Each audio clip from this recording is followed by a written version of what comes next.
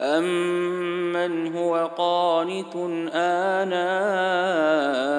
اللَّيْلِ سَاجِدًا وَقَائِمًا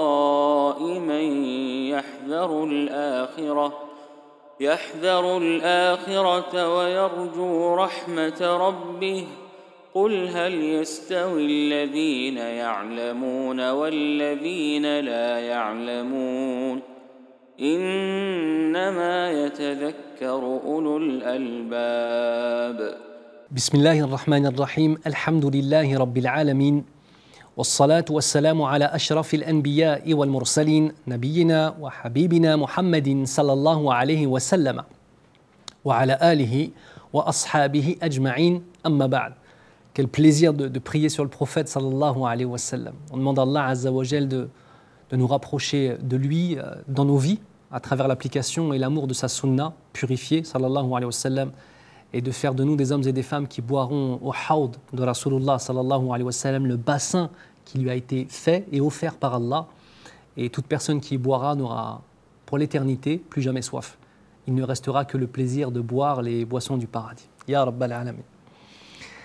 Nous passons à un sujet maintenant qui est la conséquence en fait un petit peu de tout ce qu'on a vu depuis le début.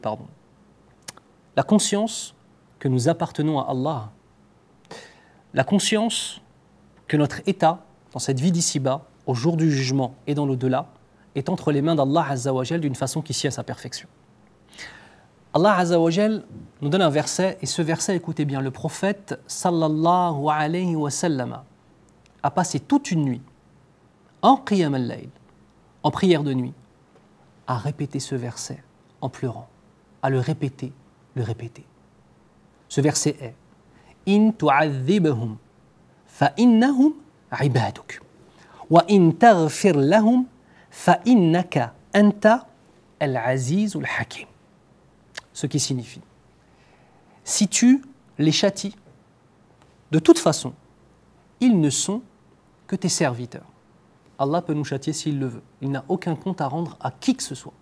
S'il voulait mettre tout le monde en enfer, que va-t-on faire? On va appeler un avocat, on va porter plainte au tribunal. Il n'y a personne au-dessus d'Allah Azza wa Jal. Regarde, ce verset, il vient nous écraser nos âmes, et qu'on ait conscience qu'Allah fait ce qu'il veut, et que c'est juste par sa miséricorde qu'il a mis en place ce système de hasanat et de bonnes actions pour nous faire rentrer au paradis. In tu'adhibhum fa innahum ibaduk. Ici, c'est qala Allah ala lisan Isa alayhi salam. Si tu les châties, de toute façon, ils ne sont que tes serviteurs. Wa in taghfir lahum, et si tu leur pardonnes, fa innaka anta, eh bien certes, toi seul, al-azizul hakim. Tu es le tout-puissant, al-azizul hakim, tu es le tout-puissant et le sage. On va revenir et voir un petit peu ce verset. Il y a deux parties dans ce verset. La première partie, la puissance écrasante d'Allah Azza wa Jal. Une pression qui nous est mise. Allah fait ce qu'il veut, il châtie qui il veut, il élève qui il veut. La yus'alu amma yaf'alu wa hum yus'alun. Allah n'est pas questionné sur ce qu'il fait, et quant aux créatures, elles seront toutes questionnées sur ce qu'elles font et ce qu'elles ont fait. Deuxième partie du verset.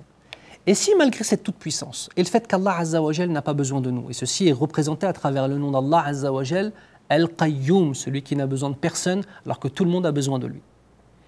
Si malgré le fait qu'il n'a pas besoin de nous, qu'il fait ce qu'il veut, il nous fait miséricorde, wa in taghfir lahum, t'as vu, c'est nous pardonne nos péchés. C'est quand même extraordinaire. Allah n'a pas besoin de nous, mais on lui désobéit. Mais on veut le paradis. Vous vous rendez compte l'illogisme dans lequel on vit? Nous tous, chacun à sa façon, qu'Allah nous préserve. La quête de la spiritualité, la quête de l'élévation spirituelle, elle est essentielle. Wa in taghfir lahum, et si tu leur pardonnes, fa innaka, fa, la conséquence. Si tu fais ça, en vérité, c'est juste pourquoi? Parce que innaka, c'est de l'insistance. Anta, encore de l'insistance. En français, je dirais, c'est parce que toi seul, oui, évidemment, toi, l'unique, tu vois, une grosse insistance. Et on finit par, grosse insistance, et on finit par deux noms. Al-Aziz ou Al-Hakim. Le tout-puissant, le sage. C'est bizarre de parler de miséricorde et de parler de tout-puissant et sage. Alors, je vous donne une petite faïda, une petite clé de compréhension. On comprend les versets à la lumière des noms qui finissent les versets. C'est toujours des clés de compréhension. Eh bien, en fait, c'est parce que la miséricorde d'Allah est basée et enveloppée, non pas basée, mais elle est enveloppée par sa toute-puissance et sa sagesse. Quand Allah te pardonne, il n'y a aucune faiblesse dans ce pardon. C'est un pardon qui est basé sur sa toute-puissance. Et le pardon du fort n'est pas comme le pardon du faible. Le pardon de celui qui peut se venger ou qui peut te punir n'est pas comme le pardon de celui qui ne peut pas se venger et qui ne peut pas te punir. Et Al-Hakim, pourquoi ? Parce que sa justice est enveloppée par sa sagesse. Et ceux à qui il fera miséricorde, c'est juste, et c'est la sagesse, et c'est la toute-puissance. Et ceux qu'il décidera de châtier, c'est juste, et c'est par sa sagesse, et par sa toute-puissance. Ce verset fait partie des grandes règles de nos vies, Inch'Allah. On demande à Allah Azza wa Jal de mettre ce verset et d'autres au centre de nos vies. Nas'alullah Azza wa Jal an yubarik fi ilmina jami'an ya Rabbal alamin. On demande à Allah de mettre les bénédictions dans notre connaissance. Hada wa sallallahu ala Muhammadin wa ala alihi wa ashabihi ajma'in. Wassalamu alaykum wa rahmatullahi wa barakatuh. أَمَّنْ هُوَ قَانِتٌ آنَاءَ اللَّيْلِ سَاجِدًا وَقَائِمًا